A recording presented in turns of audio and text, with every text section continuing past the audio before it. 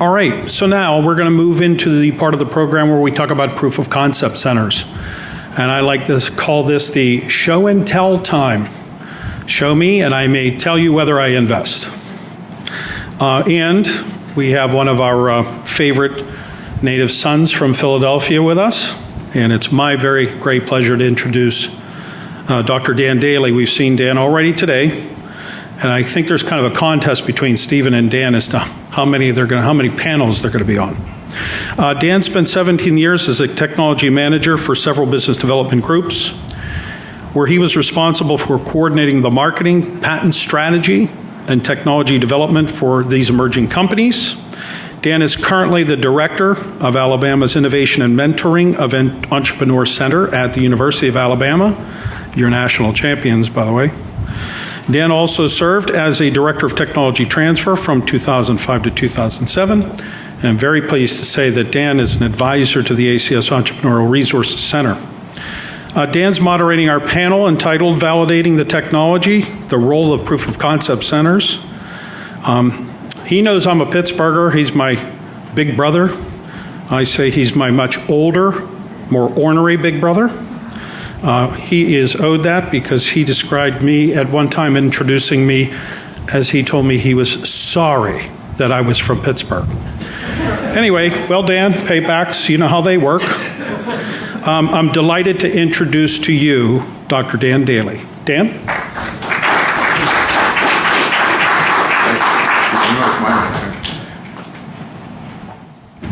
And we can see from looking at Ken that even though I am his older brother, the wear and tear from coming from such a select genetic pool as the Pittsburgh area offers. Yeah. Okay, so my slide presentation is called POC's presentation. It's about, okay. All right, so as Ken mentioned, we do have a very good panel here. And we're going to talk about the role of the Proof of Concept Center. And so I would just like each of my panelists to come up. Stephen Tang from the University City Center, Science Center. StephenG.Nappi from Temple University. And Marc Singer from Osage University Partners.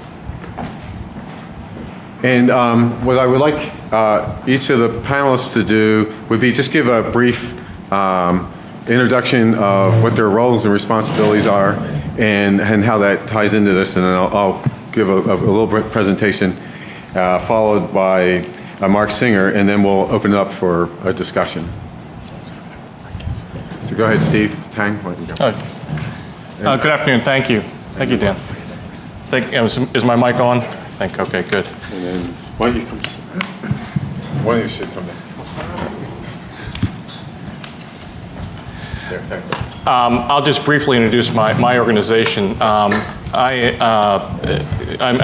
have the privilege to be the president and CEO of the University City Science Center, which is in University City here in Philadelphia, which is just beyond the river, beyond 30th Street Station. The Science Center is the country's oldest and largest urban research park. You may have heard of the two older ones, Stanford Research Park and Research Triangle Park in North Carolina. This year we celebrate our 50th anniversary. We are a 501c3 nonprofit organization. We are a uniquely shareholder-owned nonprofit, which is very rare. Our shareholders are all university and medical centers, not only in Philadelphia, but in the tri-state region from northern Delaware, eastern Pennsylvania, and southern New Jersey. And so it includes our nearest neighbors, the University of Pennsylvania, Drexel University Children's Hospital, the University of the Sciences, but also includes illustrious universities like Temple University, who you'll hear from, the University of Delaware, and Rutgers University. Our mission for 50 years is to foster innovation and entrepreneurship. One of the things we do is manage a 17-acre campus that has 15 buildings right now. We are building the 16th and planning the 17th as we speak. Some very illustrious companies have actually come out of our business incubator, which we call the Port, which is one of the oldest high-tech business incubators in the country. So companies like Senecor, Covance, SEI Investments, Bentley Systems, all originated at the Science Center. Over our history, there have been 350 companies that have started at the Science Center. 100 are still in existence today in the greater Philadelphia area. So we have a regional economic development mission as well. And what we discovered, I think, just segueing into the topic at hand, is that beginning in 2007, when the Chamber of Commerce did a study called Accelerating Technology Transfer in Greater Philadelphia, we discovered that two of the things that were missing in our region were, first of all, a gathering place, a clubhouse, if you will, for entrepreneurs, which the Science Center built and we call Quorum. And the second is a lack of proof of concept funding. And that is a program we launched in 2008 called QED. QED stands for Quod Erat Demonstratum for any Latin speakers here. I thought all the Latin speakers were at the Vatican right now, but maybe not. Quod Erat Demonstratum, which means proven is demonstrated, and I'll share a little bit later details about the program, but it serves the market need right now of having funding to bridge the first valley of death, which is the academic innovation to a point in time where it could be further investable. So I'm very happy to be here, and I'm happy to share more about QED a little later. All right, thanks, Steve. Okay, Mark, do you want to go? Hi, I'm Marc Singer, and I'm a managing partner and co-founder of a venture capital fund called Osage University Partners. What we do at Osage is we invest in university spinouts. We invest in them at early stages, we invest in them at middle stages, and we invest in them at late stages. And we do this by creating partnerships with universities around the startups that they're spinning out. So universities throughout the country, as you know, have become fairly prolific at creating startups based on their technologies. And annually, about 600 new startups are created every year based on university technologies. Generally, the university helps kind of create the IP around that, protect that IP, then put it into a startup and launch it. The universities generally lack significant capital to put into their companies. That's starting to change a little bit around proof of concept funds and some other things we'll talk about. What we do at Osage is we partner with those same universities where we become basically their outsourced venture capital firm where we will invest on their behalf in their own companies. And so we have 50 partner universities. So on the East Coast, it includes Penn and Temple locally, Princeton, Columbia, Yale, Duke, and on the West Coast, Caltech, UC Berkeley, some national labs, some research centers such as Scripps. So it's a really wide group of partner universities that we work with. And then what we do is we start tracking all of their early stage efforts from the point at which research turns into a glimmer of becoming a startup, all the way through to the point where it gets funded, it gets multiple rounds of funding, and we're looking to invest all across that spectrum. So we currently track about 1,700 active private startups from these 50 universities. Through that work that we do with each school, we get to be kind of independent observers of what each school is doing from a tech transfer standpoint, from a proof of concept fund standpoint, from an incubator standpoint, and all of the kind of services that schools try to bring to their startup community and to their PIs. We get to watch and see what's going on, and then we're frequently asked to come talk to universities about what we see as best practices, what we see work, not work, and so it helps inform kind of our point of view. I would say that most of the companies that we funded in one way or another got some type of proof of concept funding. It may not have come from an actual proof of concept grant, but something along those lines. And so as we go through the panel, obviously we'll talk more about how that works. The final thing I would just say is just my own background. I've been in the venture business for about 20 years. And so I've invested in lots of different sectors throughout those 20 years. And one of the things we do at Osage, in addition to trying to pick the right investments, is try to kind of be students of each sector. So different sectors at different times have different investment dynamics. And it's an important part of our thinking as to how do you de-risk a company? If you were to create a proof of concept effort around something, what kind of issues you need to address. And so we will actively actually move in and out of sectors from an investment standpoint as we see them becoming more attractive or less attractive. Well, thank you, Mark. Steve, Nappi? Thank you.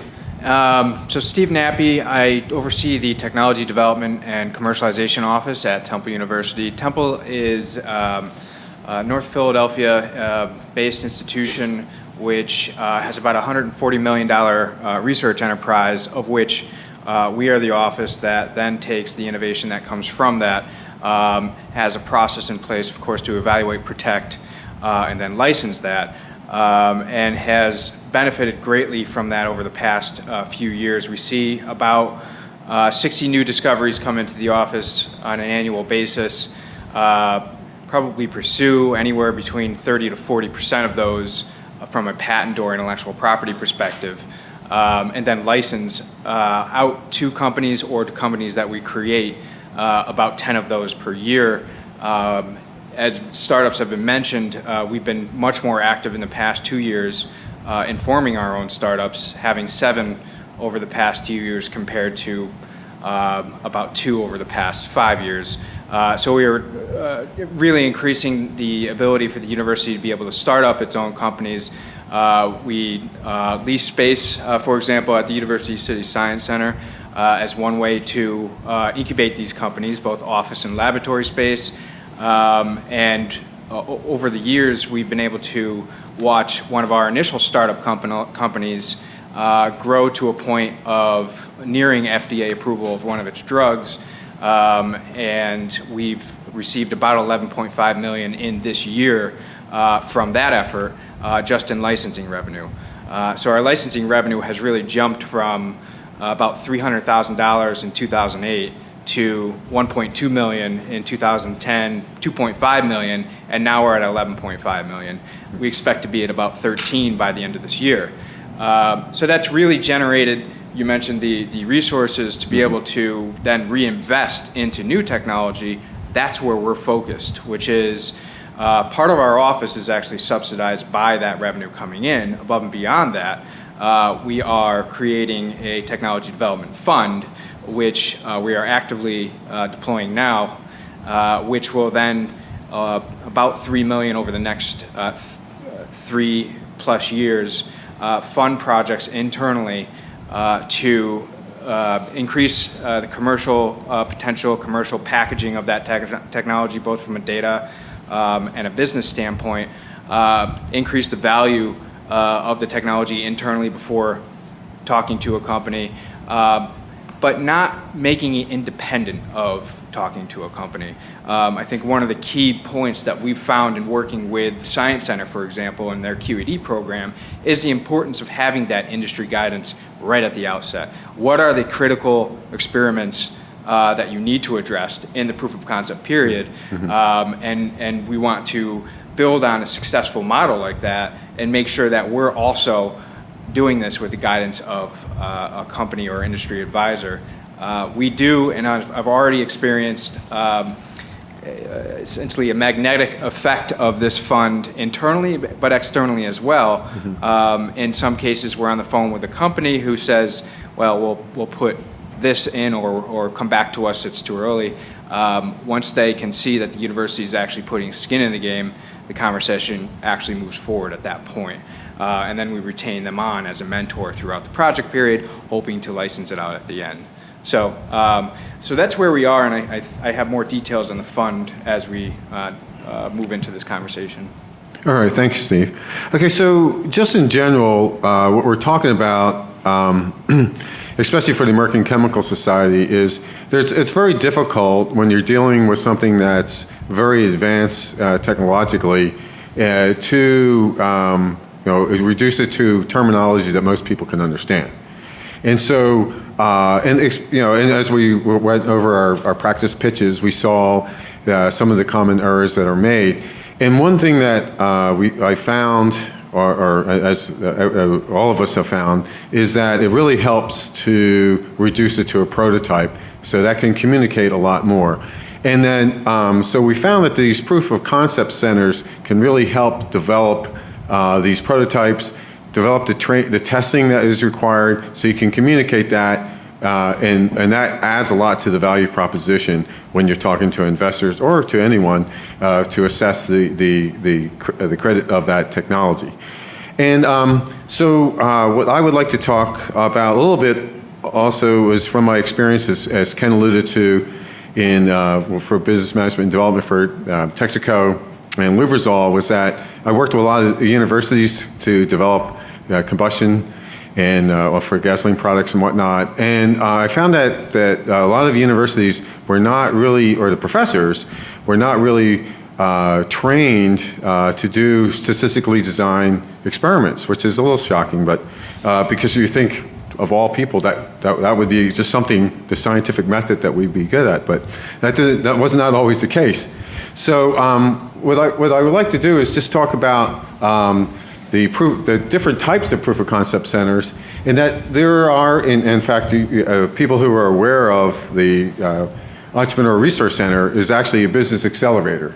All right, it's a virtual one, but where they will provide business planning and funding assistance, if possible, or at least access to funding. But also encouraging and through training, teach the entrepreneurs how to get their business plans, at least, and business models well vetted and out there. However, what I found, and what I would like to try to at least convince the American Chemical Society of, is a type of proof of concept center that actually develops, as I mentioned, the invention to a point where it's demonstrable industrial relevant testing. So what that means is benchmarking and a statistically designed experiment. And for instance, I've run an incubator at the University of Alabama, and we had an inventor come up with a catalyst system that adhered to a mesopore structure, say silica. And he can dissolve away the silica. And he was talking about, well, how this is a great catalyst. So what our proof of concept center did is we took that catalyst system, developed a flow-through catalyst, and compared its reaction rates against all the competitors. So we went and bought catalysts from all the different various chemical companies and put them through the same apparatus, ran the same reaction at the same reaction rate in a statistically designed experiment, and actually found out that lo and behold he was right, that his catalyst was far superior to the ones that are commercially available. So not only can he give a prototype to investors or to demonstrate the value of his technology, he can give the testing data. Okay, and so what also we do is, so at AIME, which is where I run, we assess the technology, we help them with the business model and do a SWOT analysis on the different business scenarios. But we, after building a testing prototype, we write a white paper on it and go, some of our students will go and actually present it at the trade show. So we'll actually have in that case, the catalyst system there, and we'll have the data, and we'll have a little booth and do a presentation. All right, so that's sort of, and just one last thing that I would like to mention at a university setting is that it's nice to have some non-negotiable principles, because remember, we're telling a professor who sometimes does not have a small ego that we do not think that he can really develop his invention to a point where it's commercializable, that we're actually going to take it from his lab and put it in our lab and develop it. And so we found it was really good to develop these relationships and make sure that it's a win-win situation. And a lot of times that happens, and I put, especially I'm sure StephenG.Nappi being from the Office of Tech Transfer can relate personally to, is that a lot of professors are always going to be suspicious that you are working for the university and not for them. And that what you're going to do is place the university's goals and objectives above theirs, and you have to show and prove to them that no, you're there to help them out, and that you work both for the University of Alabama and or for your whatever university, and for that professor also. Okay, so we found those things are very helpful. And so I guess, Mark, were you going to add a little more to this, or? Okay, okay, go. All right, thanks. So Dan just asked me to comment a little bit on what we see in terms of proof of concept centers throughout the country. So again, like I mentioned, we work with a broad group of universities, about 50 universities, and in particular in the last 2 or 3 years, this has become a very active topic of conversation. So most institutions at this point have one or more programs and are discussing launching another 10. And it remains to be seen how many of these will get off the ground, but it's become really a source of lots of interesting thought. And so we've been kind of just observing what's been going on and talking to a lot of schools about it. And one of the interesting kind of challenges and opportunities is how many different variations there are on kind of a proof of concept center or proof of concept funds. A lot of times they have different words that mean the same thing. You know, a proof of concept center could mean the same thing as an accelerator, which may or may not mean the same thing as an incubator. And then there are questions about whether you structure these around specific verticals, just around chemicals, or just around medical devices, or just around therapeutics, or just around IT, and then questions of whether you do this at a single institution or across multiple institutions, like what the Science Center has done. And what we found in studying the issue is that there is no right answer at all. And if you step back from each individual effort, the way we look at it is all of these activities are designed to basically raise the tide. And yet none of those activities in and of itself is generally a for-profit activity. So one of the questions we're often asked by a university is, if we're going to put up $1 million or $2 million, how can we make money doing this? Will we get a return on our investment? They ask us because obviously we're the cruel financial investors, so we think about things in terms of making money. And our general answer is we think that there is no return on investment if it's measured in dollars. And any institution that's thinking about doing these programs needs to understand that. The flip side, though, is there is an unbelievable return on investment if you define your goals as building the entrepreneurial ecosystem. So if you look at the impact the Science Center and QED have had on the Philadelphia community, it's been terrific. We were the beneficiary of being an investor in a company that had been at the Science Center called Avid Radiopharmaceuticals, which was a big success for everybody involved and for the community. Yet, kind of all the institutions that supported that along the way financially didn't do all that great, but it built the ecosystem. It built jobs, it built future entrepreneurs, and so kind of defining the success of any proof of concept effort as kind of an ecosystem building success, we think they've been highly impactful. One of the things we've seen, though, within proof of concept efforts, though, is that the ones that are more market-oriented tend to be more successful than the ones that don't figure out how to bring market inputs into what they're doing. And I'll give an example because it was on the last panel. So ARPA-E. You could debate whether or not ARPA-E is a proof of concept center. They have been highly impactful into the clean tech world. We have funded a number of companies that had won ARPA-E grants. When they put out any type of RFP, they always have cost targets in their RFPs. So if somebody's developing a new kind of solar cell, they have a cost target of what kind of cost that technology will ultimately need to hit to satisfy the market. Or if it's a biofuels company, anything else, the way RPE starts is what does the market need and what's the end goal, and they get a bunch of inputs into that. And then they go back and provide proof of concept grants to researchers and startup companies that can actually meet the end goal that will satisfy the market. And so any proof of concept effort that gets market feedback, QED does this also. They have, a colleague of ours at Osage is involved in QED. They get lots of venture capitalists and entrepreneurs and people to provide market feedback. And any source of kind of market feedback is really critical.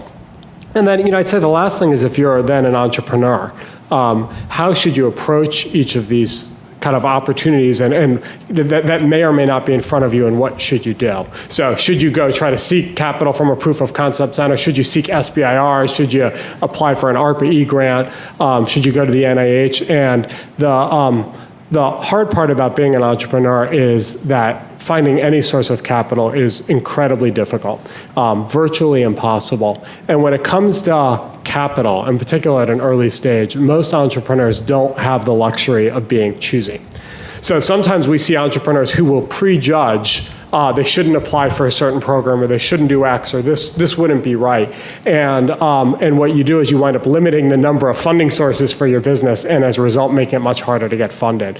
And so our own guidance to entrepreneurs is never prejudge anything when it comes to funding sources. That do everything possible in every way to maximize your chance of getting early stage funding. What you then want to prejudge is who you work with. Your partners that you pick, you're on your team, ultimately your board members. And so as you get later stage, you do want to heavily prejudge, in particular, your team members. But early on, you don't want to prejudge any proof of concept center that's willing to give you $50,000 or $100,000, because that will move you along. I guess one last thought, and then maybe we'll just throw it to the panel. One of the things we find with graduates of proof of concept funds and centers is they do feel like they've built a prototype, and then they're ready for prime time.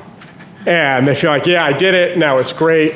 And if you showed that prototype in particular to, say, a corporate investor, like a big industrial chemical conglomerate, they in some sense, they would laugh. They would say, we need to see your little prototype in a plant running before we would consider investing in it at all.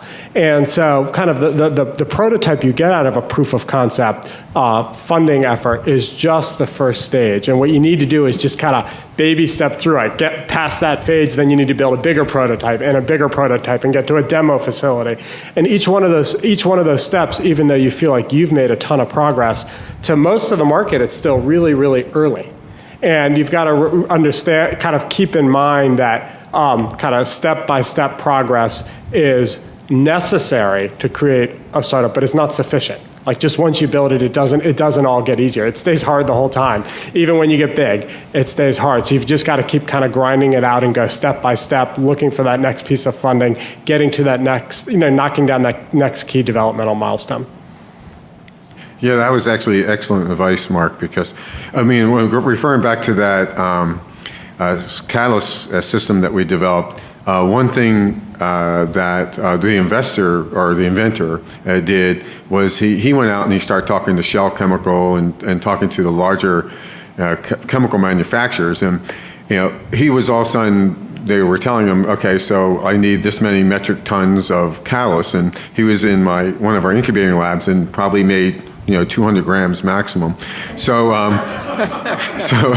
so he, again, that's a good point. Is that looking at funding and integrating that into your strategy of what customers you're going to approach first and whatnot. So that's an excellent point. Steve, I think Tang, I think you brought up a good point that we could go back on, and that was the first valley of death, and Mark just sort of talked about it a little bit. Do you want to expound on that a little more? Sure. So just, I think, build on Mark's points about the varieties of proof of concept centers. First of all, let me explain to you how we developed our proof of concept program, because we actually applied proof of concept principles to actually developing the center. So you might find that of interest. So, and I go back to what Mark said. The market need has to drive the process. And so, in the greater Philadelphia area, we benefit from an abundance of resources. We have the second highest concentration of universities in the country of any city except for, so Boston's the only city that has a larger concentration, 101 universities and colleges in the greater Philadelphia area. In University City in particular, in the 1 square mile that defines University City, there's over $1.3 billion of federally funded research being done in that 1 square mile area. A lot of it is through Penn, and a lot of it's through Penn Medical School. But we also have a mature life science industry that surrounds us. And so the reason that we chose to take on this program is because there was a need. And I'll give you the numbers. We have, by the numbers, the third highest concentration of research, both public and private, in the country. But we rank 12th in terms of the amount of venture capital that we attract. So that's the gap we were trying to solve from an economic development standpoint. In selecting the domain, we decided that it would be life sciences, which broadly speaking means therapies, devices, diagnostics, digital health, and research tools. Okay, so we picked that domain because that was an ecosystem that already exists in our region. And so what we were trying to do is feed the region's innovation appetite for ideas and inventions that would come out of this proof of concept program. The other hypothesis that we had was that if we created a competition between the universities, then the best ideas would surface forward.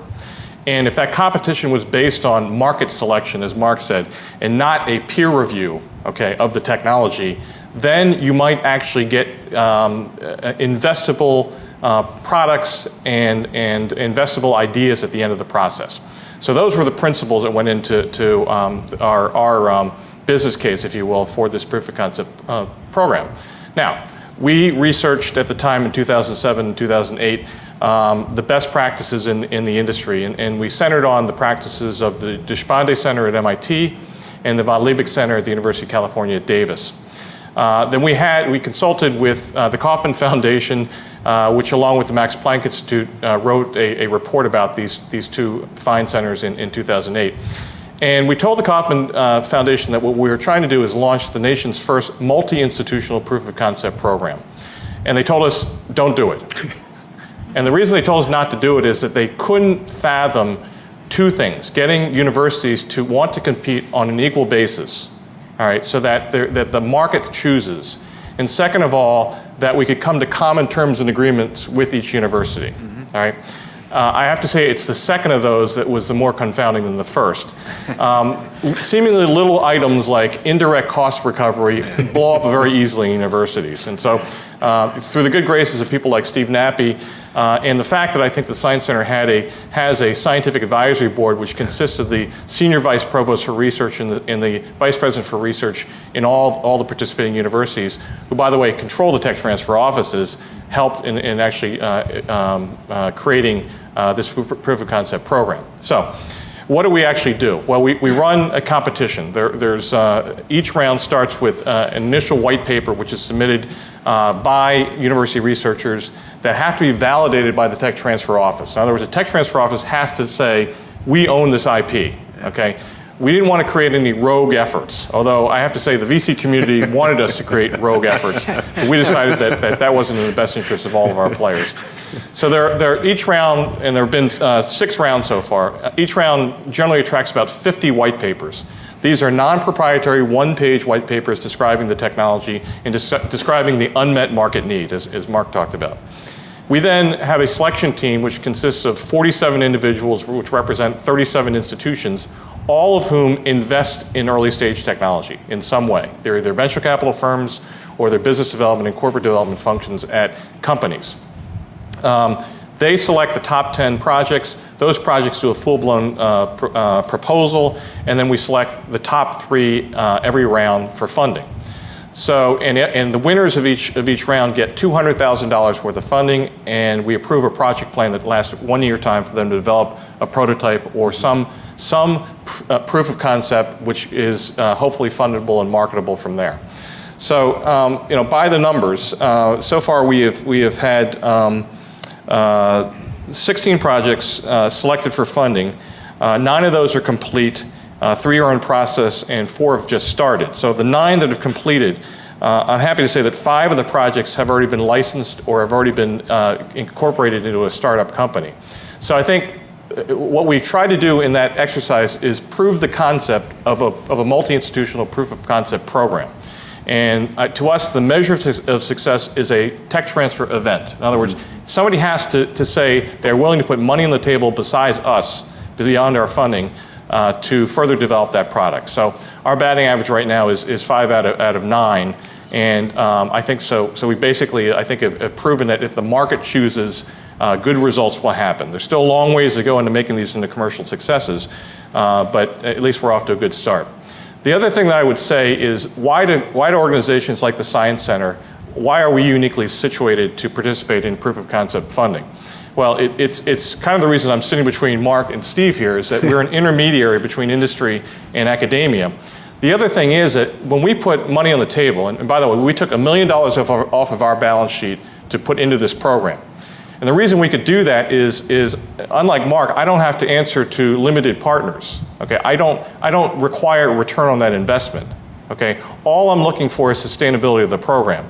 So my capital can afford to be patient over time until these projects, hopefully 5 out of 9 or the projects that follow it will ultimately result in revenue, licensing and revenues, and perhaps equity stakes in companies down the road. So it's been an exciting adventure for us.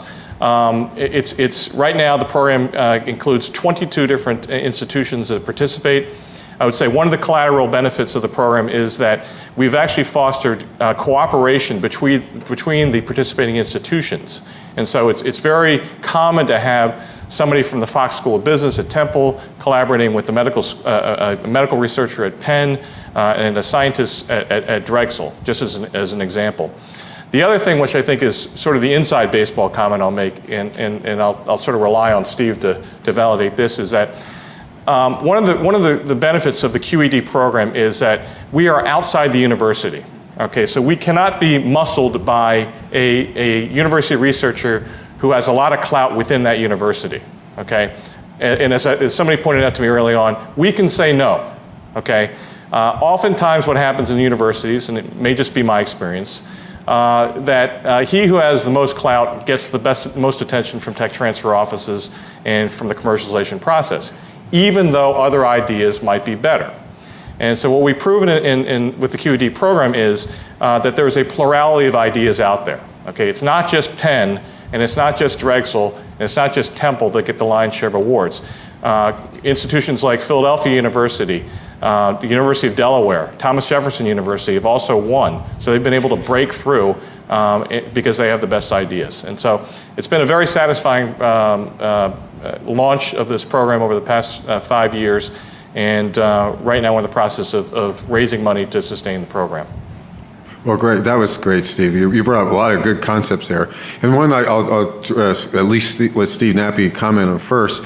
And, you know, Magid was going to participate on this, and he's in the past has given the Office of Tech Transfer at Temple a little bit of a hard time, so now's your chance to get it. But, you know, one thing, and I think Sadiq Shah brought this up a little bit earlier, and is the role that tech transfer has in dealing with, as Steve and Tang brought up, is these you know, fairly forceful and somewhat ego-inflated professors, and their relationship with the tech transfer office, who they view as you know, trying to steal their ideas and stuff like that. So I'm sure you have a plethora of experience from that. So if you would just touch on that subject, it would be great. So I think, oh, absolutely.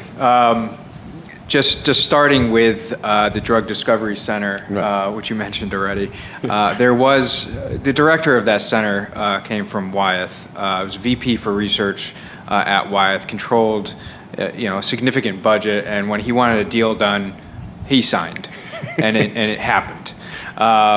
So you can imagine him coming into the university environment when you know, he's trying to do a simple MOU or confidentiality agreement. His signature line's on the bottom, and we tell him, nah, sorry, you can't sign that. And it requires our review and legal review. And it may take 3 to 5 days. You know, it was a bit of a shock, and that's a simpler form of agreement. So now take that up a notch when you have actual, you know, the great part about that Drug Discovery Center is it is one of the initial proof of concept mechanisms that Temple really had. Right. So they triggered a lot of the initial collaborations with industry around proof of concept type funding. And some came in as your traditional funding or sponsored research model, easy. Some came in expecting that they would own everything that comes out of the, developed by the university. And others had different concepts of locating at the center physically in the university for nothing. So we started to get a lot of this activity, and from the top down you hear, well, let's be entrepreneurial. And you know, it would come in with the point we're trying to be entrepreneurial. So what we had to do really is define the different categories for this particular center in which we can do business. They do have, for example, contract, more work for hire, fee-for-service type structures. That creates a lot of tension on campus. Not that it's more so due to the fact that universities are primarily funded off of state bonds, and there's a threshold that we can reach in the amount of for-profit activity that takes place in a building. When you do a work-for-hire or any type of agreement where the expectation for the funding is that the intellectual property is owned by the funding source, it's for-profit activity. So the university doesn't, and most universities don't have a mechanism to be able to track that activity, and it's very dangerous if we ever hit that threshold. So we try to minimize that while looking more towards the traditional models of collaboration. But I think a lot of this goes back to, and we've started on that note of trying to work out those types of relationships, and I have to tell you, and we just had a big meeting with the Mulder Center the other day. They are now our biggest ally when it comes to innovation. We've worked through a lot of those growing pains. We have all standard template agreements from every type of collaboration. I think that was his wind coming in. Yeah, that's right. But we have, you know, we can move agreements on a very efficient basis, and they are probably one of the primary producers of new intellectual property coming outside of the School of Medicine and our chemistry department, actually. So we are starting to see the fruits of some of those efforts come to play right now. And what I like about that effort is it's feeding into our larger... It's just... Yeah, that's right. It's feeding into a university-wide effort. You mentioned that's specific to pharmaceutical leads. They help proof of concept studies on new targets. The director would be proud of me. He always likes to say, you can't put a target in a bottle. So he takes his center and has the screening capabilities, has the medicinal chemistry capabilities to be able to validate, identify a compound, optimize that compound, and then we're in business to actually file a very strong patent application and then talk to companies.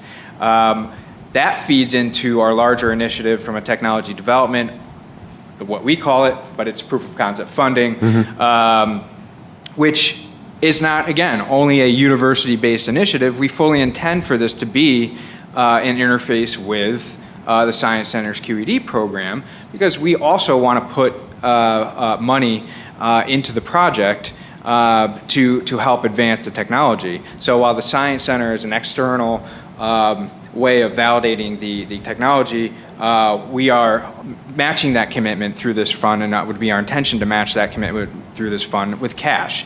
I think sometimes with the proof of concept centers, some of the requirements that universities struggle through are, so we'll provide funding, but you have to provide the match, one-to-one match. And that's, I agree with that model. It just happens that the reaction tends to be, so do you consider in kind? And then you start sort of racking up, so I have this equipment that I pay a lease on, can I throw that in as qualification for the match? We're actually serious about seeing that project move forward. We're going to put the cash down necessary to move it forward. So this fund will have the priority funding target for our proof of concept fund will be when we have that external match. It will get automatic approval, in my opinion. That could be SBIR type money coming in. That could be STTRs and other proof of concept centers as well. So, and part of reducing the tension on the university side of demonstrating that you have the capabilities to move a faculty member's discovery to market is awareness. And I was at a department, this is a couple years ago, but the entire department told me that they never participated in tech transfer because then they can't publish. Not one disclosure. And so what we've started is a very good campaign to go around and not just set up workshops where often we see the same people attending, but we're joining the faculty meetings within the research groups. They have standing meetings. We're on the agenda. I was just at one of our major institutes before this, going through the process, making sure that they understand that it's not just take your invention, throw it at the tech transfer office, you may never hear about it again, or you'll have no say in how it's developed. It's and number two, we're not just a mechanism to file a patent. We have further capabilities to actually develop your idea and make it successful. And a lot of that comes down to our ability to communicate that benefit to faculty members, and that's our responsibility to build that awareness and make sure that they understand the process. And that does, every time that we have one of those faculty meetings, the questions are great. There's a lot of excitement afterwards. Disclosures come in, and we've probably made a stop at every department at the university so far, and we'll continue to do so. Because you start with a basic conversation, then it's okay, so I know what the tech transfer mechanism is, what's patentable, and then we can bring it up a notch and get into more detailed discussions. Oh, thanks, Steve. Do you want to open it up to questions for the panel? All right, we have a question.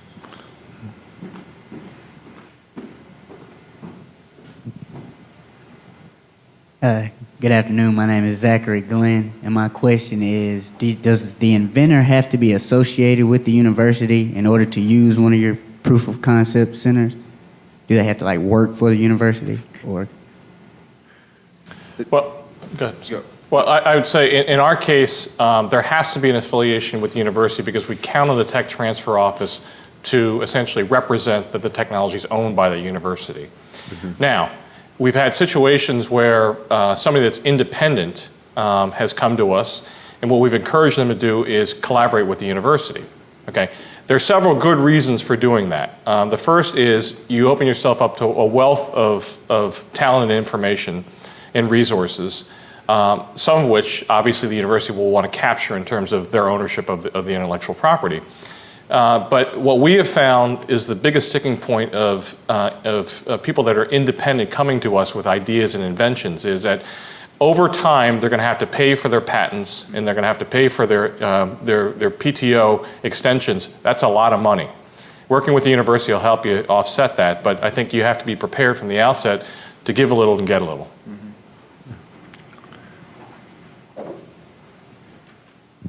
So, question I have, and this is actually a pet peeve I have. I've worked for about 15 years for the Von Liebig Center at UC San Diego.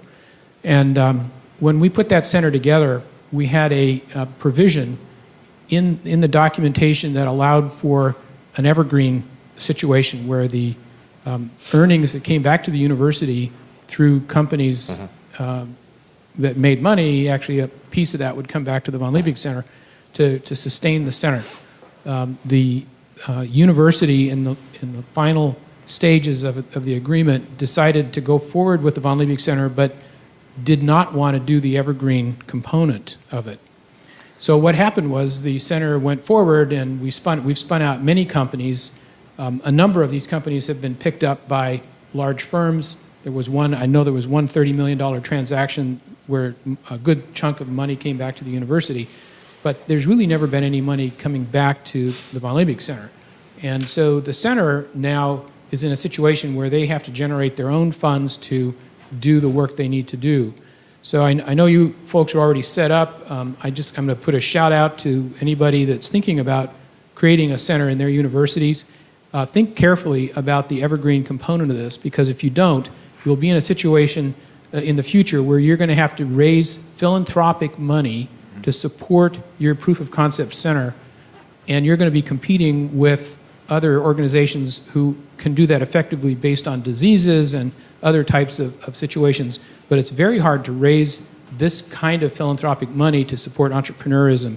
Let me tell you, I've tried it and it's very difficult. So that's a comment. I'd be interested in your thoughts on evergreening these centers.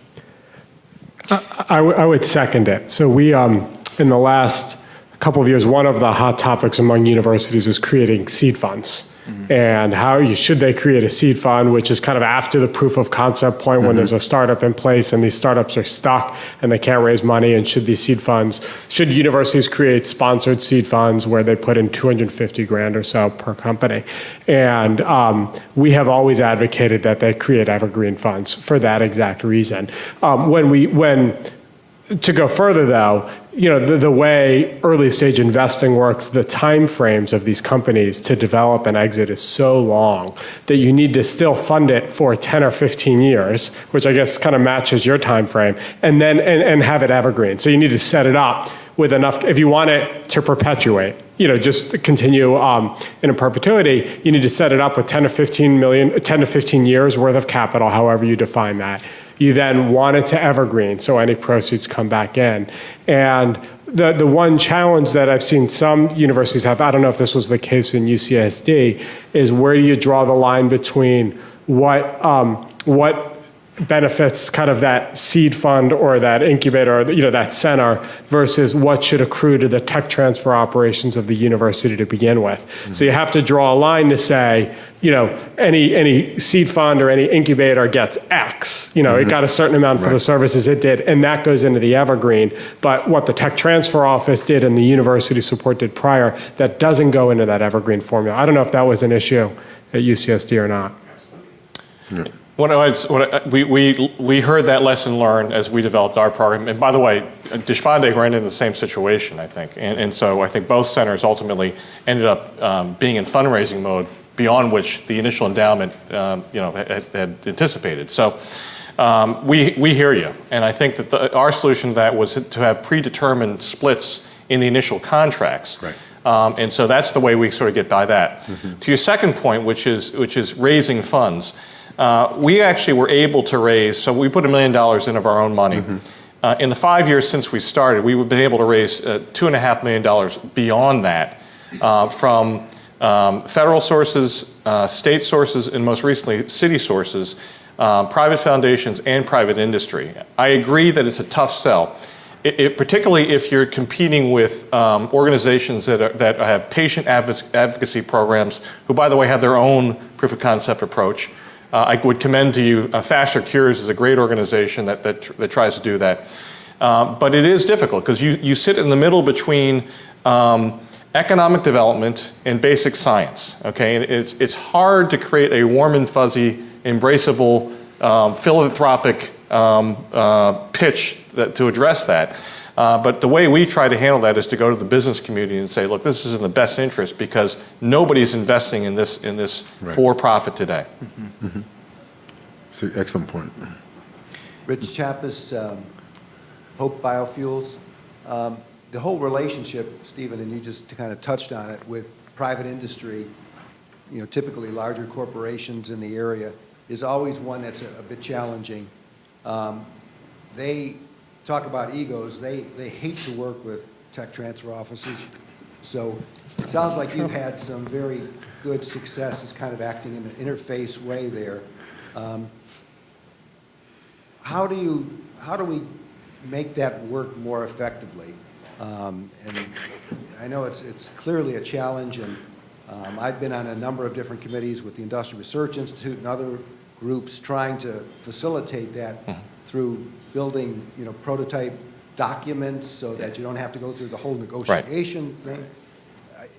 But this proof of concept center seems to be a way maybe to short circuit some of this. Mm-hmm. Well, so I welcome other comments, but my comment to that is I think there will always be a cultural divide. Okay, so I'll put it in simple investment banking terms. You have a buy side and a sell side for technology. All right, the buy side and the sell side are designed to be somewhat at odds and value things differently. And the role that we have as an intermediary is to translate, essentially to find the middle ground, all right, so that it's not, the most common criticism of tech transfer offices, they want 100% of nothing, right? The most common criticism about industry is they want you to have 0% of everything. So you don't really talk to each other. I think having common terms and conditions could help, and I think that's probably the next generation of what we'll try to do is create those common documents to attract industry to us, to be more business friendly to industry overall. But in the area that we work in, and particularly with the predominance of the pharmaceutical industry around Philadelphia, what I'd say about that is there's a real opportunity today because clearly the pharmaceutical industry business model is broken. Mm-hmm. All right, and with the amount of mergers that have gone on, and Steve talked about the executive who came from Wyeth. The reason he came available, I think, is because of consolidation in the industry, and so you have a broken business model that needs a funnel of basic research into commercialization, and the opportunity, I think, is going to be there. The dollars are on the sideline. If you look at the balance sheet of some of these pharmaceutical companies today, it's enormous how much money they have in terms of capital to deploy. So I'm actually optimistic about the prospects. All right, I think we have time for one more, possibly two Does Steve very Nappi, brief did you want to- questions. Sadiq Shah, my question is for Steve Nappi. Okay. And, universities usually have different talent pools that we tap into in terms of invention disclosure and creativity. One is the faculty and staff members, but then there's also a large pool, which is students.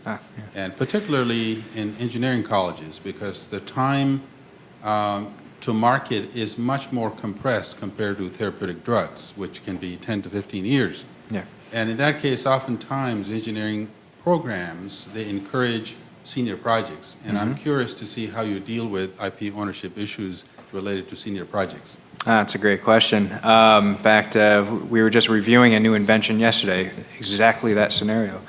And just to emphasize that student involvement is probably true in 40–50% of the inventions that come in. When you're talking about engineering schools and the senior design projects, we have, in those cases, taken a stance where if the faculty advisor that's overseeing that program has provided significant input into the conceptual development and further development of that technology, that doesn't change the university's policy. The university would still have rights to that intellectual property. And the students during that time would have used university resources in some cases. In some cases, we have companies that will actually donate materials, put funds into the projects, and there's an expectation that the university would maintain rights in some of those situations as well. Generally, we do retain intellectual property rights to those projects unless it was developed completely outside of the university and without faculty input. It seems easier saying that than it actually is, because it becomes very blurry when you actually look at a project like we were looking at yesterday. But I think generally we haven't had resistance because students are looking to us for guidance. They're not the ones that are going to be getting out the checkbook to pay $10,000 to $12,000 to get an application filed if it's something we want to pursue. And to be fair, if it's not something we want to pursue, we'll waive it back and make sure that they have a letter for their file so that if they want to provide it and pursue it, there's not any question about who owns it. So we'll take an immediate stance. And if we're not going to pursue it, we'll immediately wait back, no strings attached. Okay, so we have one more question? Yeah. Okay, so I'm just going to talk about from my experience, and I'll pose this question. So I'm not an academic. My entire career has been in industry, and much like, and as I've been sort of, I'll say a victim, but I've been affected by the brokenness of the industry, as you've said. So from my point of view, I've been trying to work with some concepts that I got from my old company, but I also realize the current reality, and I know that at some point I'll need to get this idea I'm working on associated with the university to move it to the next level. What should I bring to the table to talk to people like yourselves? Do you want me to jump in? Just quickly, from a university perspective, this would be outside, this would not be university-owned intellectual property, right? This would be Right. Intellectual property, okay. It might, but since you have to do a proof of concept, okay. But since you have to do a proof of concept, some things that would be developed could Right. be transferred to Could lead to. university resources that be used to develop it further. Right. Typically, we do not bring in work with intellectual property that is not owned by the university, and it wouldn't be eligible for proof of concept funding. But if you, as with any company or individual that has intellectual property, find a faculty member, for example, that wants to work with you to further develop that idea, and it leads to intellectual property at the university that we can further develop, that's a scenario we could pursue. Without a faculty partner in that case, it would be very difficult. So my advice there would be to look at the expertise at the university, find somebody that you think you can work with, and then see if you can initiate a collaboration that can take that idea and further develop it. Maybe it's SBIR funding or some other mechanism, but that would be the way to go from my perspective. Okay, please join me in thanking our panel. Yeah, thank you, guys.